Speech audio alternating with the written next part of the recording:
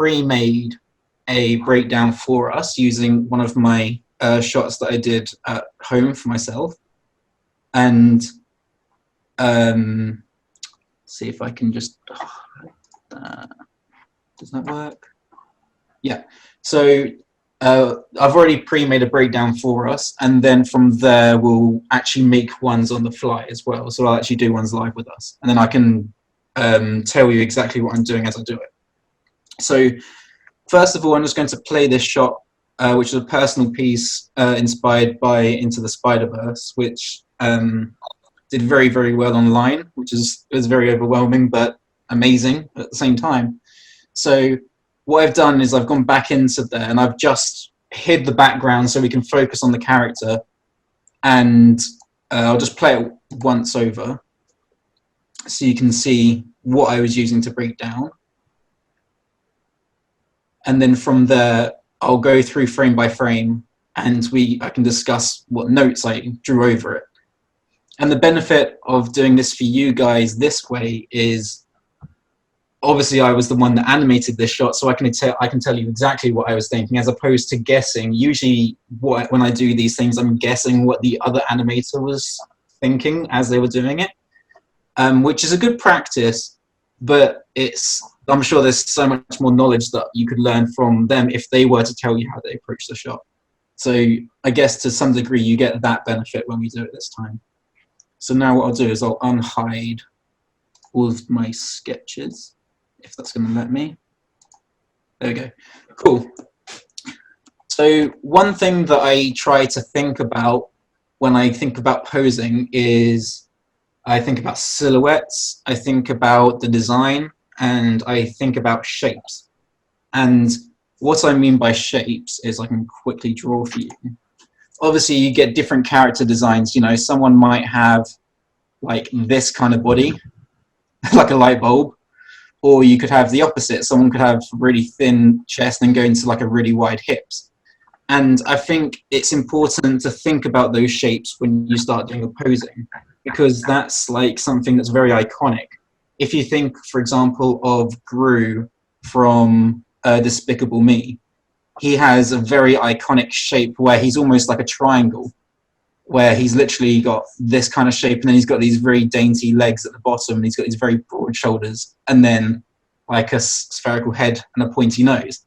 If I did this and someone said to me, "Who's that?" I would probably think it was Gru. At least that's me. So I think that's quite important to think about when you do your posing. So when I was looking at Spider-Man, I was looking a lot of, about how one thing that I feel is quite iconic is the specific lines of action they use, and also how they use his limbs.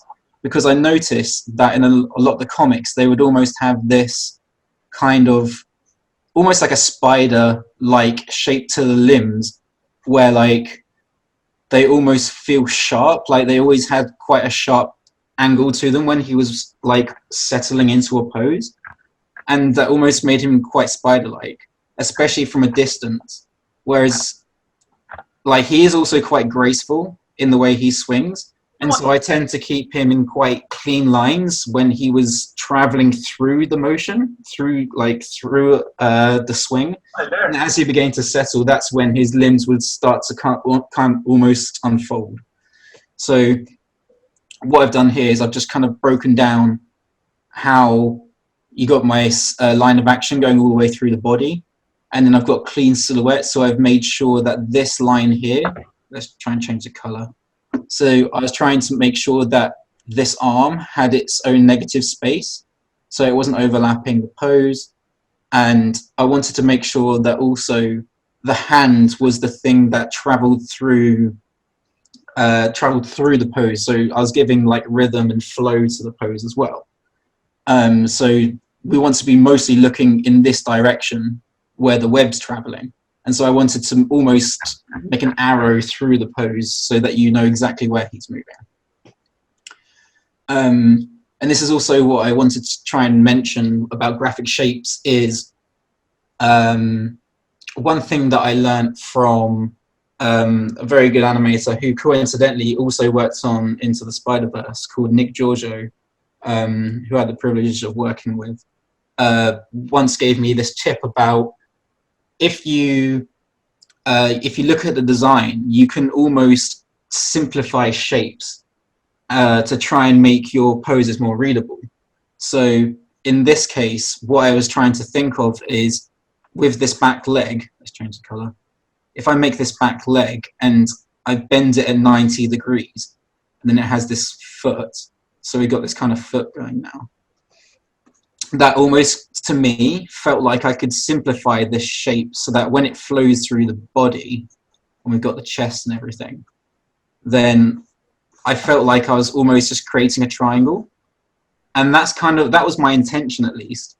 And then you've got almost like a box for the chest, and then you've got the round, you've got the round head.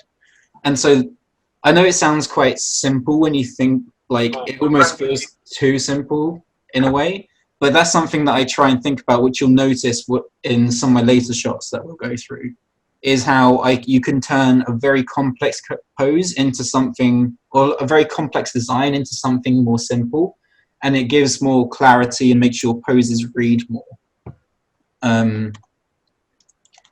So as we go through, one thing that I also wanted to mention is one of the techniques that they used on Into the Spiderverse as well was using multiples and smear frames. And so what I was doing here is I was adding an extra foot as we travel through this frame, because he's moving such a fast distance in a very short space of time. I wanted to add an extra limb in there just so that you could read where it come from. Because one thing that you should do when you smear is, if you had a ball and then it's going to go to another section, your smear should almost, as it comes out, you should always have a spacing where something is trailing behind and something's going forward. So in this case, it'd be kind of like this. Rather than going straight across, if I were to go, say, all the way across here, then we don't know where the poses come from, so it makes it harder to read. So you should always have something trailing behind, and you'll notice this quite a lot throughout this shot. Again, I just wanted to make sure throughout this, because it's very fast actions, I wanted to make sure that everything had like a very clear flow. So wherever the line of action that was going through the web, I wanted that to read through the body as well. And you can also notice I'm keeping the silhouettes clean throughout. And then now we're kind of hitting almost like, if you think of a pendulum, as we're getting to the bottom of the pendulum swing, this is where all the weight is now going to, like, it's going to travel through the body of Spider-Man. So up to this point, we've had the legs trailing behind, but as soon as we've hit that pendulum, that's when the legs are going to now hit the weight and they're going to come down. So we get follow through the body. Another thing that I was considering, which I try to do in all my poses, is rhythm. And this is something that Glenn Keane used to try and push a lot in his artists, was trying to add twist to the body so that it gives it a sense of dimensionality and flow, and it gives it a rhythm. Whereas if you were to say, this doesn't feel as dynamic as this. And that's a terrible drawing, but you get the idea. So this is something that I was considering. So you can see, I know it's from a distance, but it's still something that I'm consciously thinking about. Is I was trying to add some rhythm to the pose. And now you can see in here, the arm is leading the action. So this is also a question I'm thinking about. Once I've got once I'm starting to apply my in-betweens, I'm thinking, what's going to drive the action? Is it the head? Is it the hand? Is it an eye direction? Is it a foot? It could be anything. In this case, because I wanted Spider-Man to catch the web so that he was going to bring his momentum up to himself, I felt it was important to make sure that hand read before anything else. So I made the hand lead the action. So it grabs the web, and then that's when we've got now an anticipation pose, which is I also think about anticipations in terms of volume. So in your breakdown, you should also be considering change in like contrast and shape. So this is something that one of my first leads taught me. His name's Dan Cripps, where he would simplify it. So if you had a box, you could have a very tall, thin box, and then in your anticipation, maybe it goes to a slightly wider box, so coming down, and then maybe it goes really long, so in the breakdown, and then as it comes up, maybe it's going to overshoot slightly, and then it can settle again. And it's this change in contrast in volume using the squash and stretch that I try and think about in my poses. So in this example, you can see how he's gone from a kind of in here, he's kind of a small box, and in my breakdown, he's gone longer and thinner. So I'm trying to change that contrast in his volume.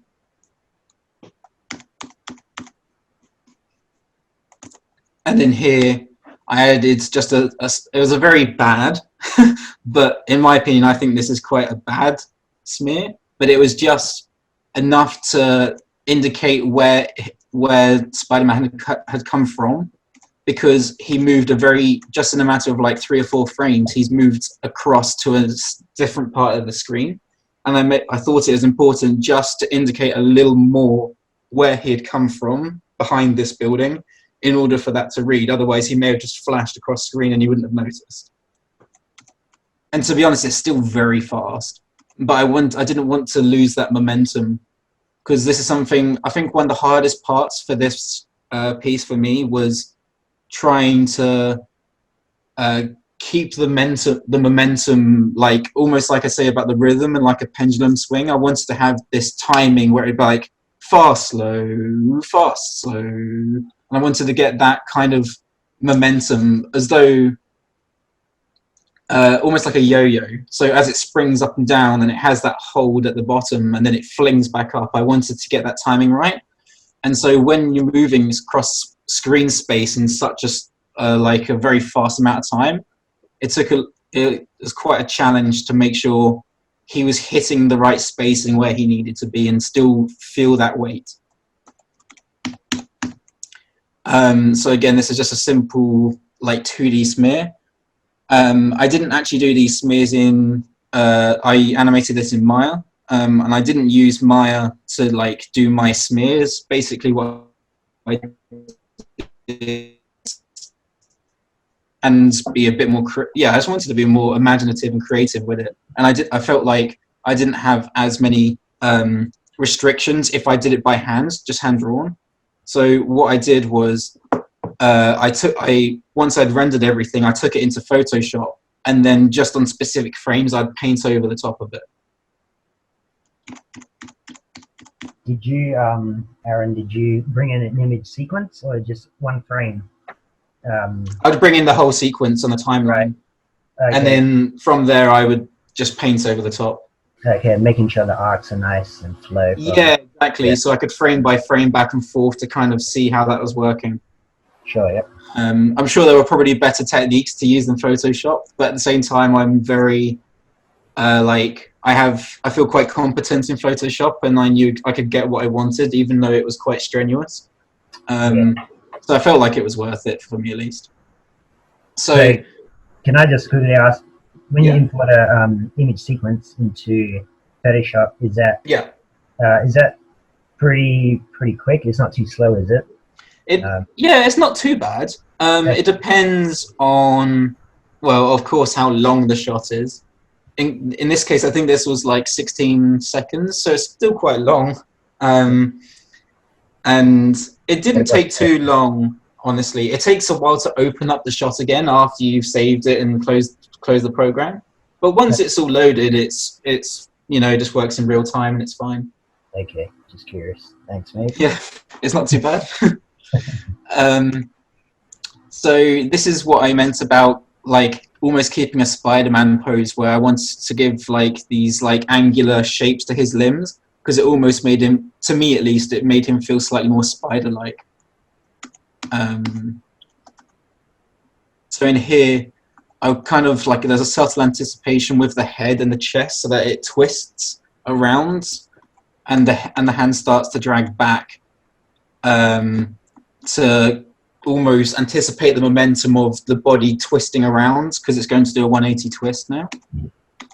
So you can see there, it's like a very fast breakdown, but it's still things that I wanted to try and indicate even in a very short space of time. So again, this is just trying to exaggerate like the stretch in the pose. So I wanted to almost feel the whole like dynamic energy flowing through the body for him to really reach out to fire this web against the building. And you can see in here, this is another technique that I thought might be quite interesting.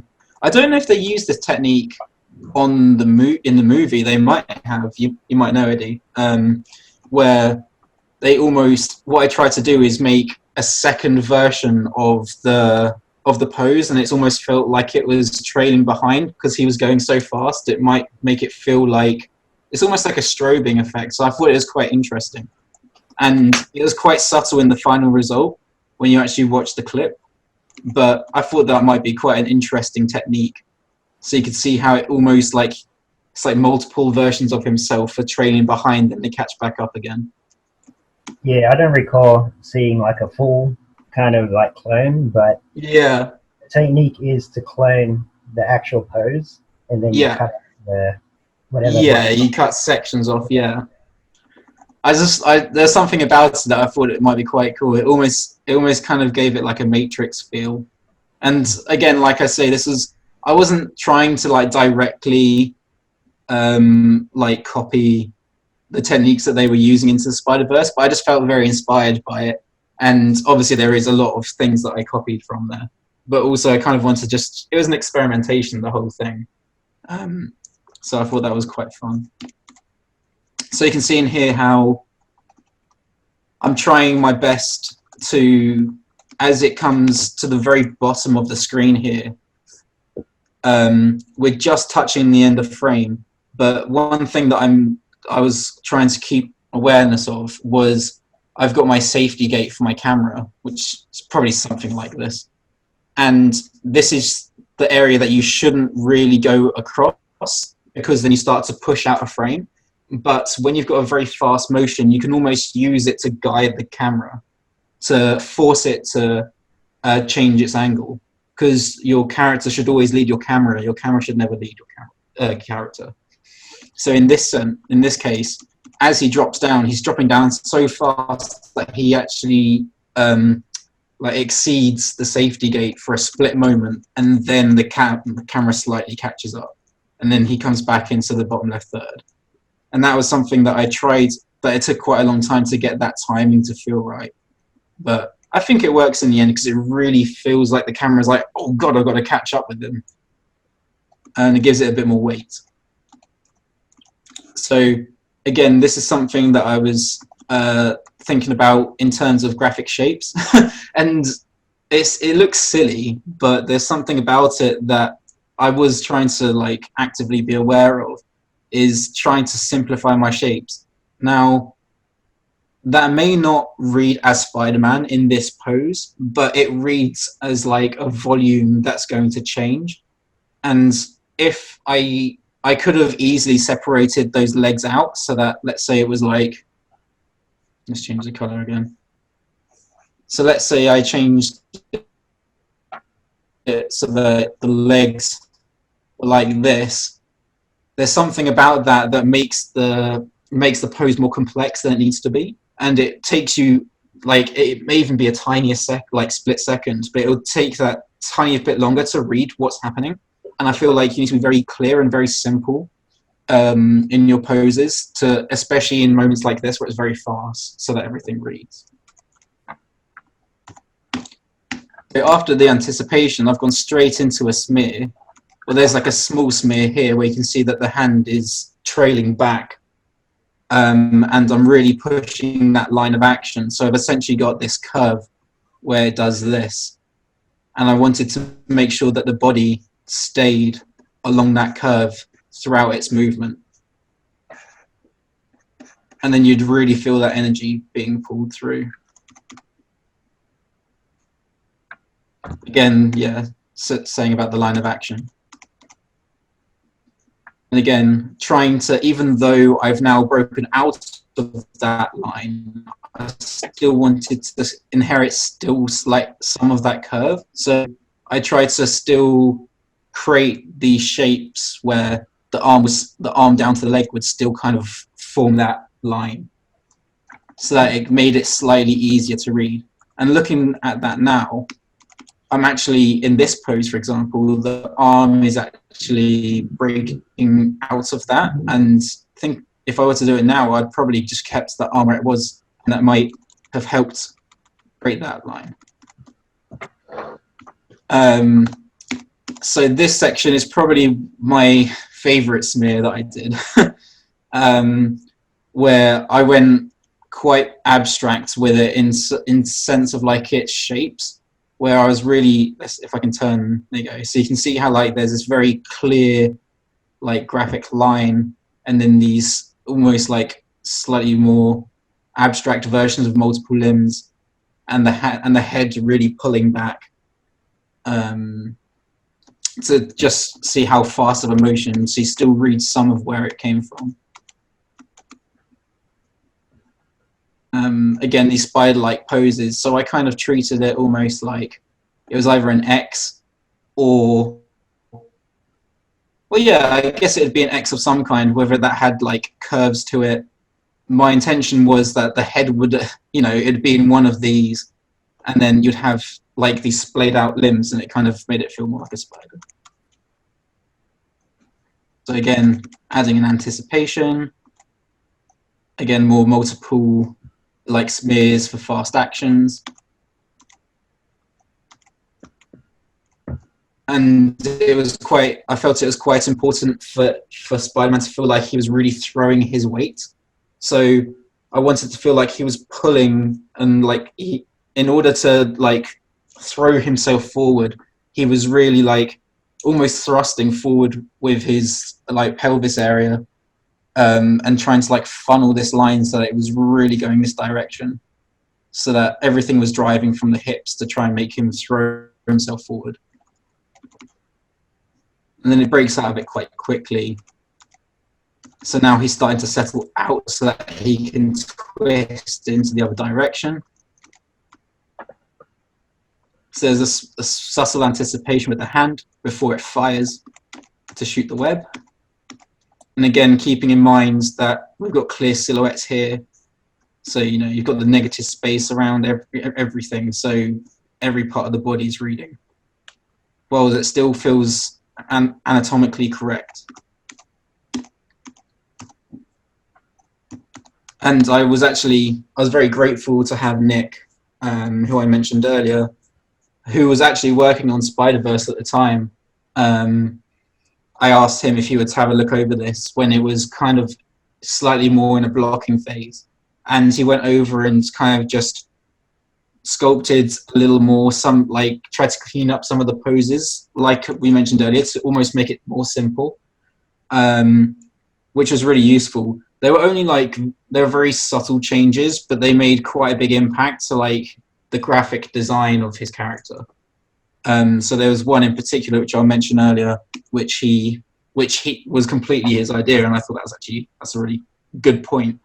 And it was it's only, you probably don't even notice it, but you feel it. So this was a case where Nick,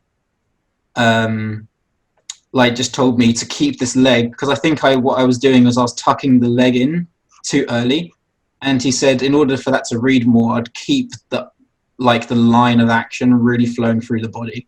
And so he said to keep that leg trailed back, and it made a big difference. And then it starts to come out. It's only like a 1 frame difference, but there was just something about that made it feel like a little more dynamic.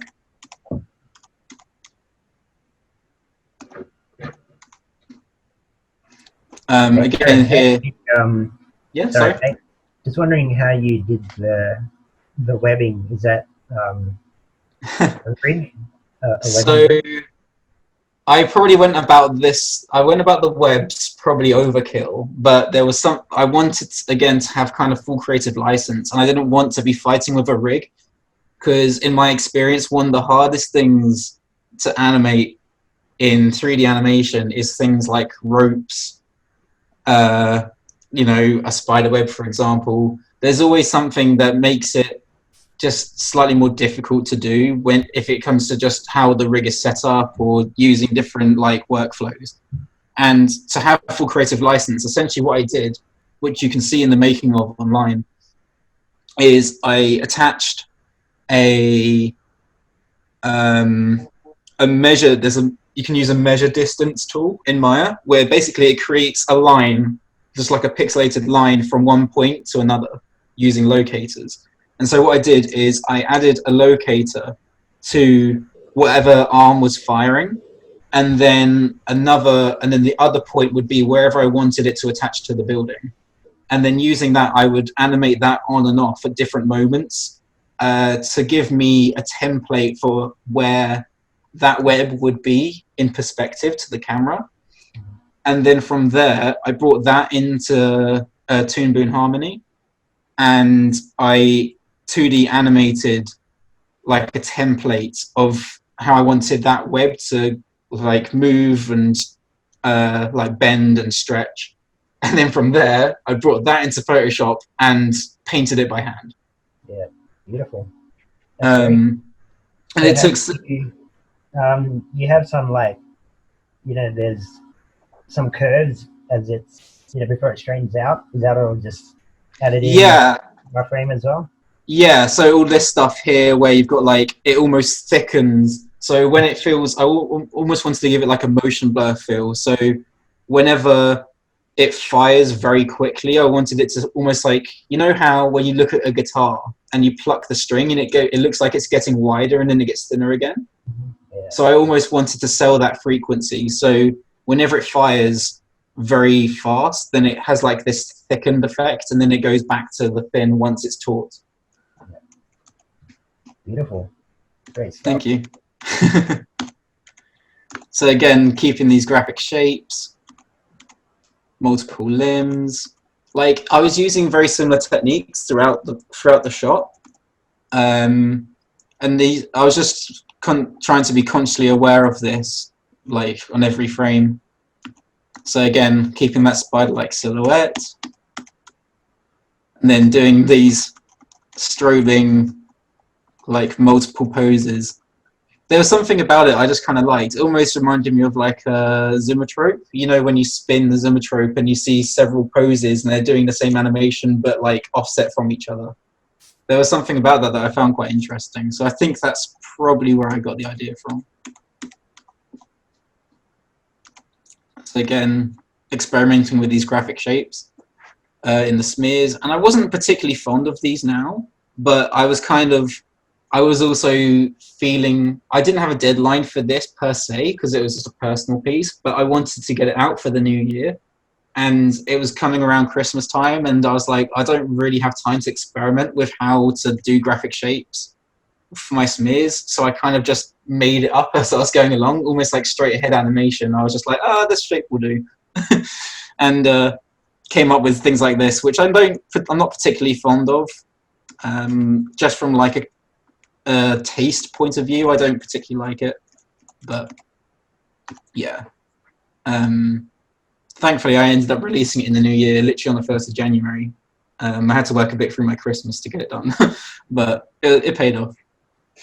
So this is actually probably one of my favorite Spider-Man poses, just because there was something about it where it has this like cool, like almost sharp S shape going from the right limb here to this leg. And there was just something about like this unfolding and like whipping like this way that I just found quite interesting. I thought it was quite cool. So it was this section here. This pose was something that Nick mentioned, which I was going to say earlier, was he just mentioned to have the legs together and slightly more to the side of the body, and that way you read this silhouette. And this is something that like I was also trying to be aware of, and he just made a very good point. This is kind of what I mean by graphic shapes. So he kept the legs together, and it forms, instead of having two separate shapes, you just form that into one, like, more simple one, and it reads more. So I thought that was pretty cool. Like, that was a really good idea on his part. So I don't know, to be honest, this is such a fast moment that I don't think many people read this, but my intention was, one of my friends who I used to work with, called Owen Fern at Blue Zoo Animation, had this idea that when I always wanted him to interact with this taxi somehow, and initially in my blocking, what I did is I had him almost run over the top of it, and he said, wouldn't it be more funny and almost more Spider-Man-like if he bumped into it? Almost like he couldn't, it was such a fast response that he didn't have time to fully retaliate to it. And so as he comes off, we had this idea that he actually rips off the side mirror of the car. And there's something about that just made it funnier and almost kind of made it, I don't know, I found it slightly more relatable, and it gives him more character. Because when I think of Spider-Man, I think of him as, like, he's still a bit of a clumsy teenager in ways. And so there's something about him, like, accidentally breaking something and being like, oh, sorry. And I liked that idea. So even though you probably don't read it, I didn't justify the idea to the best of its ability. I tried to get that in there.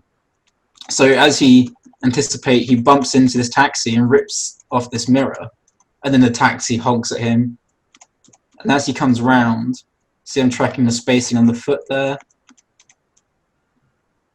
He zips up, and then he has the rear view, he has the side mirror in his hand, and he's like, huh, what do I do with this? And he's like, never mind, and then kind of throws it back. And there's just something that I found quite funny about that. And there's also, I was trying to get some contrast in the rhythm, in like the timing of my shot, because it felt very like up, down, up, down, up, down throughout the shot so far. It was kind of just like a 1-2 repeat. And so I wanted this idea of where it starts to slow down for a moment. And it almost has this kind of like anime anticipation where something goes really fast and it goes into like super slow motion. And so I just wanted, even though it wasn't going to be slow motion per se, I just wanted this beat where it felt slightly slower to kind of change the rhythm. So as he comes down, he knocks and swings up, and then it just slows down in terms of like, even though he's not changing in speed in terms of his movement, just the terms of like the staging and where he is in space, because usually he's traveling left, right, up and down everywhere. I just wanted this moment where he holds and we can read his response to this side mirror.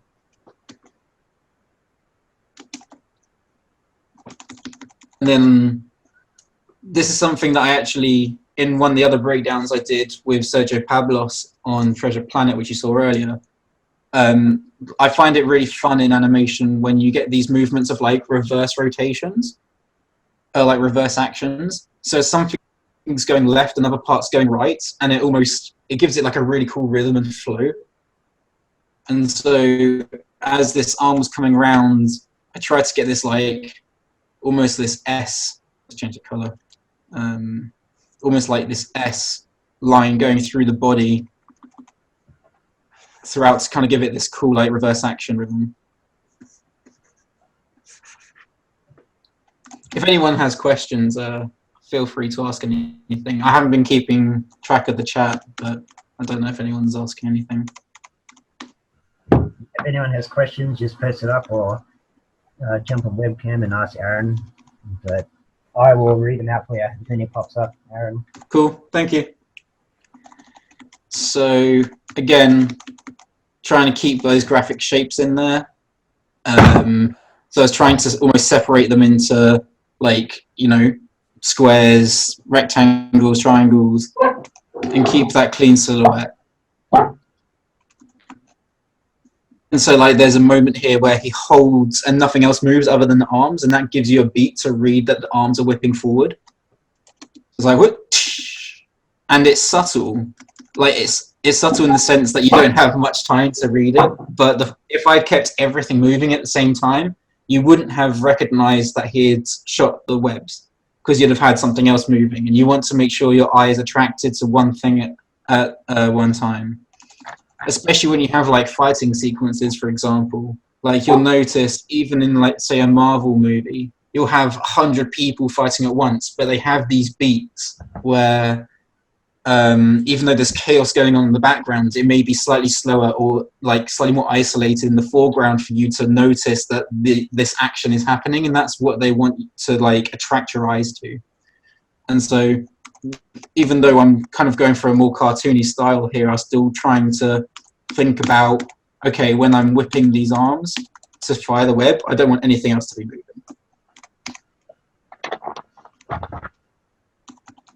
And again here, I liked the idea of these, it's almost like a reverse action again. So as this arm is pulling back to force his momentum forwards, this leg is also coming down to already start to lead the action. So you get this like reverse action going around. And this is kind of where I really pushed like the cartooniness, where I really liked this idea that he's really taking up space on the camera, and you've got this is like the direction he's going, and this is the direction he's come from. And I really liked the idea of him like really whipping like this action to go around the camera, like go around the screen. I thought that would be really fun. And then that also gave me an opportunity, as you can see, to kind of smear the width of the webs as well to make it more graphic. And there was something really fun that I enjoyed about that. You can see here, like slightly more graphic shapes. And like the arm is still trailing behind before it catches up to the rest of the pose. This was actually, when I was showing this to Nick, he was like, this is his favorite moment, because he just thought it was very dynamic and it had that kind of like graphic energy to it as well. So again, I was trying to, sorry, you going to say something? Sorry, I was going to read a question for you. Alicia's asking, what made you change your mind from the Spider-Man pose at the end to him jumping into the Hawaii? So I'm glad you asked, because I was very, I was like second guessing it throughout the piece, where I wasn't showing it to many people, but everyone had a different opinion on how they thought it could end. And initially, the way I had it was he kind of does this spiral and then he ends up in this cool spider stance. And I almost wanted it to feel like a slow motion shot. Like I was inspired by, there's a moment at the end of The Amazing Spider-Man 2, where there's this really cool moment where he's swinging around and then there's this like super slow motion shot where he's looking at the camera and his arm kind of just like unfolds and spins out a web. And I really liked that idea. So I kind of wanted to make it feel like that. But then after showing it to other people, the kind of style that I was going for with the rest of the shot didn't really feel like that moment supported the same thing. So I had all these very fast, like broad actions. And then even though it brings contrast, they felt like it had changed style of animation almost. And this is something that Nick mentioned. He wasn't particularly fond of that end up spinning in slow motion stance. He said, if you want to kind of give it more clarity and make the like style feel more consistent, he would have just whipped him to the side and then had him go off into the distance. And even though I was still had like, I felt quite attached to the ending where I had this cool like slow motion shot, and still a lot of people to this day prefer it. I also kind of agreed with Nick in the sense that taking a step back and looking at it, I was like, yeah, it does kind of change style, and I don't want people to think, oh, that was really weird, why did this just happen? Like, it didn't feel the same as the rest of it. And so even though it looked cool and it was very like animation-y, you could say, because it kind of takes like, it suspends your disbelief for a second because it doesn't make sense. You know, he's kind of just held in midair for a moment, and you couldn't do that physically. Not that you could do any of this physically, but you know what I mean. It exaggerated it more, and there was something about that he felt might take you out of it. And I felt like that was more important than having this cool slow motion shot. So I ended up changing it to something slightly more believable and more consistent with the rest of it. Another question for you, where you carry on Sure. from Rose. I have a question about the scale of the scene and world space, screen space animation. I guess that's a question. Yeah. So effectively, the question is, I see that this is a really, really huge scale scene that you're working. But you're able to get some really great camera space trajectories and arcs and stuff like that. Yeah. Kind of when you animate to the camera, do you find that those arcs look really weird and really stupid almost in world space, or like kind of, because I've done animations before where I've been focusing on world space, and then when I look in the camera, it doesn't work, it doesn't flow. Right. That's a very good question, and it's something that's quite difficult to like kind of keep an eye on and make it feel like correct in both ways. And this is what I was saying earlier, is like getting the timing, the staging, and the arcs right was probably the hardest part of this. So basically, even though it may look like this was all done to camera, it was, for the most part, other than this very ending, which is obviously done to screen space, it was all done in world space. So basically what I did was I posed the camera and the main, so basically I animated a sphere, as you'll see in the making of. I animated the sphere in the moments that I wanted the character to be at that point in time. So I was like, okay, I want him to go under this building, he's gonna flip and he's gonna land here. And then I would try and stage my camera as, like, I tried to move my camera as little as possible so that it gave you more time to read the poses. Even though the camera moves a lot, it's almost like the camera still kind of moves to its own poses. So I try to think of, okay, this is a key pose for my character. Where's my key pose for my camera? And so you that kind way, it kind of, sorry. So you kind of using the two in tandem. You're kind of you're animating the character and animating the camera at the same time, and trying to say, right, okay, so which one? How do we complement? The other. Yeah, exactly. So for example, this would have been my first key pose, and I was like, this is where my character is. Now where's my camera? And then I'd keep the camera in the same position, and it just kind of moves to track with the character. And then again, it doesn't really move position.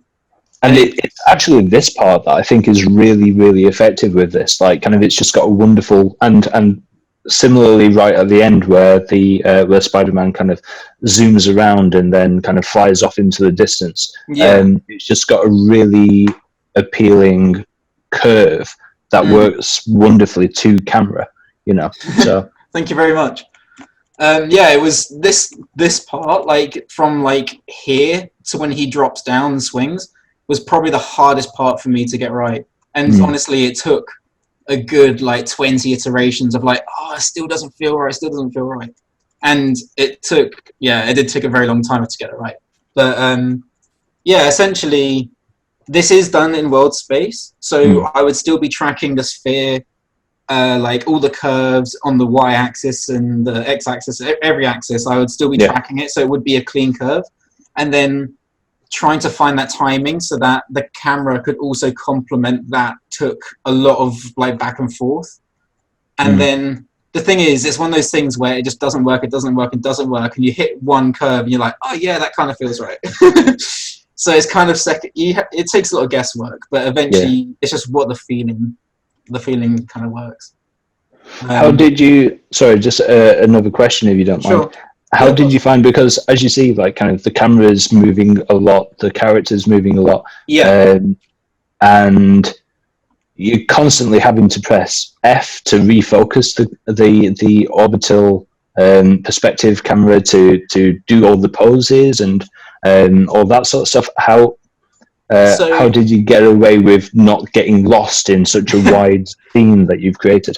Sure. So this is also kind of relative to my workflow. So essentially, I use Tween Machine religiously in the sense that I have my key poses and then I'll do my breakdown and then that will figure out the timing. And then from there, I'll break it down like in halves until eventually my whole scene's on twos. And then from there, it should have like a clean, my key poses will still like naturally flow within each other, and I have the ability to manipulate it as well. So this is a technique that I actually kind of, I can't remember who showed it to me, but I was on a TV show called Go Jetters, and it was very similar to this in the sense that it's like hyper dynamic and it had like these crazy like anime camera angles and moves.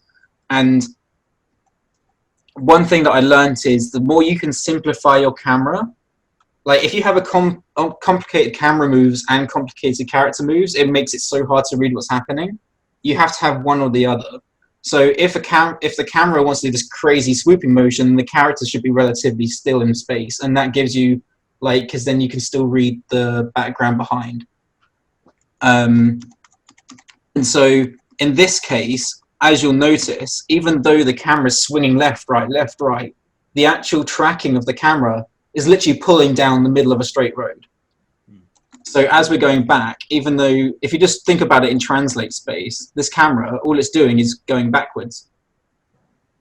And then it's the rotations that are doing all the work. You have to think about it in like a real camera. Like, imagine it's on like a dolly and it's going across a track. It can't move in every axis, both in translation and rotation, because that's what makes it feel like a CG camera. And you notice this quite a lot in, like, I don't know, it happens from time to time, not so much in film because they're aware of this problem, but you notice it sometimes in TV shows where the camera is just basically like flying around. It's almost like it's on a helicopter. And there's something about that makes it feel like less tangible. And so in this case, I felt, okay, the reason I chose a bridge is, number one, it allows Spider-Man to swing from things, and also it's a straight road, so I can simplify the camera moves. So that way I could focus all the attention in the camera on rotations, and I can just have one linear camera move for the translations. Yeah, so, yeah, okay, that's a nice way of doing it. And like, Sorry, and I was going to say, like, for example, in here, all I've done is added a focal change. So it's gone from like a 35 mil, I'm guessing, to like a 50, maybe even an 80 in here. So like, it feels like the camera's punching in, but you can see the depth perception changes. And so, in fact, the only thing by the end of this, by like this moment, the camera is already static. The only thing that's changing is the rotations, and then the camera pulls out in focal. And then I kind of just animated the character ever so slightly to camera just to create that arc as it pulls out. And the same here. Now, this is kind of where, I can't remember how I did this part. I think initially my process, at least if I were to do it now, I mean, I did this a year ago, so I can't actually remember. But I probably would have constrained the sphere to the camera, animated the camera to where I wanted the last pose to be, and then baked the sphere back out, cleaned up the curves, and then taken it from there. So that way it still doesn't feel completely locked to camera, but it's still, it's still in camera space, and I'm not having to like really eyeball everything on ones. Yeah, that's a really, really clever technique. Cool. That's like kind of unlocked something in my brain, I think. Cheers for your answer. Nice. I'm glad. No, that's great. I'm glad I can help. That's a lot of my technique that I even use to this day for a lot of things ends up kind of like locking one thing to another, inheriting those curves, and then deleting that relationship, and then using those curves to make it more independent. And it makes them feel like they're still partnered, but they're not completely locked together. So how long did it take you, Aaron? In terms of animation or the whole thing? Luo. So how long was it from concept and then animation as well? Okay. So from concept to animation, I'm going to say, in terms of actual days worked, it was about 2.5 weeks. So from the idea of like getting an idea for layout and just general like ideas from like the bridge and what he goes under to where he goes left to right, etc. That probably took a few days of just like choreographing. And then as I worked along, things built in. So initially him bumping against the taxi and then the camera punching in focal length wasn't there to begin with. And those were ideas from like either myself or a friend, and I tried to build it upon it. So it wasn't like I have an idea from the get-go, let's just make this. It kind of, ideas were added as I went along. And then, but the actual animation, once I got my sphere generally in place and my staging, it took about 2 weeks to animate. And that would have probably been averagely 3 hours a day. So we're talking about 30 odd hours. And then the rest from like lighting to compositing took much longer. I think the longest part of the process was doing the webs. As I said, was kind of overkill in my process, trying to paint every frame, because I think there was like 400 frames of web. So I had to do every single frame book from scratch, which took ages. And I remember just spending most of my evenings after work just like, oh, another web. But when I actually played it back in Final Process, I was like, that's really satisfying. So. Yeah, no, that's good. How did you get the straight lines on the web? Is that in Toon Boom? Can you just do a straight line? The straight line? That was in Photoshop. So you can literally like click a point, hold shift, click another point, and it just creates a straight line. Okay. And so like using the Toon Boom stuff, it was all freehand, kind of like you can see this curve here. And then I'll just use it as a template, and then I'd use the pen tool in Photoshop to create a complete like correct tangent, and then it would then you can add a brush stroke to that, and then it will create a clean line. Yeah, so that's that shot, and then I thought I could take you through one or two, depending on how much time we've got. I can.